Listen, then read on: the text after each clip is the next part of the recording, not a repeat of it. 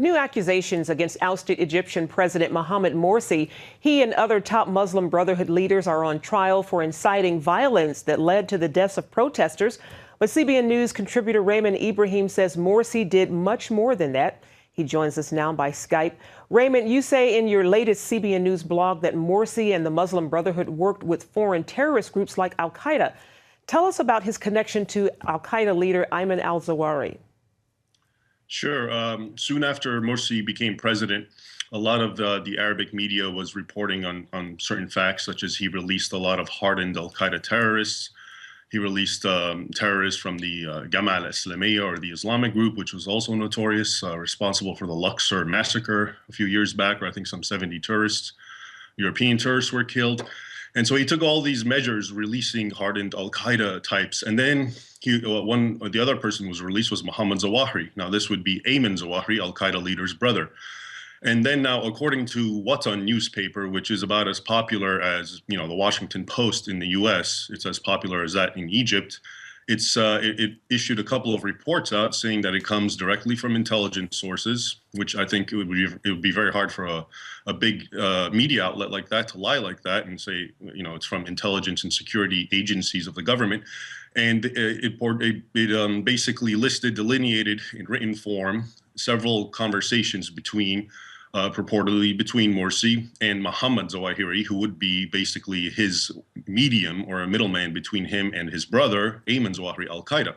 And in these recordings, they talk about several things. And what was always interesting to me is the fact that the revelations that were brought forth in these recordings comport very well with incidences that took place under Morsi. For example, I just briefly mentioned how he released all these hardened veterans. Well, according to one of the conversations, that was a demand by Al-Qaeda that in order for Al-Qaeda to support the Brotherhood, and that was the gist of the Brotherhood's reaching out to Al-Qaeda, which was basically, we're all Islamists, we all want the same thing, we want Sharia law, etc. in Egypt.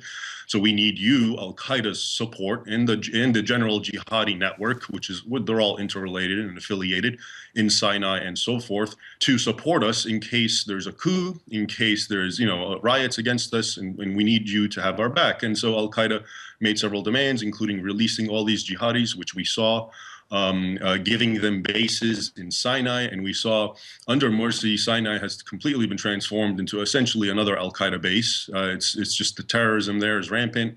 Jihadi networks are there operating openly.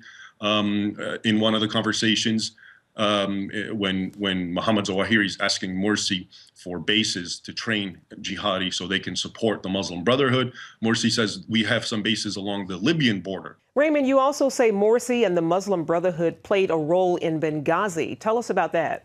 Another earlier report coming out of Libya said that those responsible for the Benghazi U.S. consulate attack, they caught some and interrogated them, and a lot of them turned out to be Egyptians from cells that were, and in the interrogations, according to this one report, they had named Morsi and several other top-ranking Brotherhood members as having helped and facilitated the creation of this cell.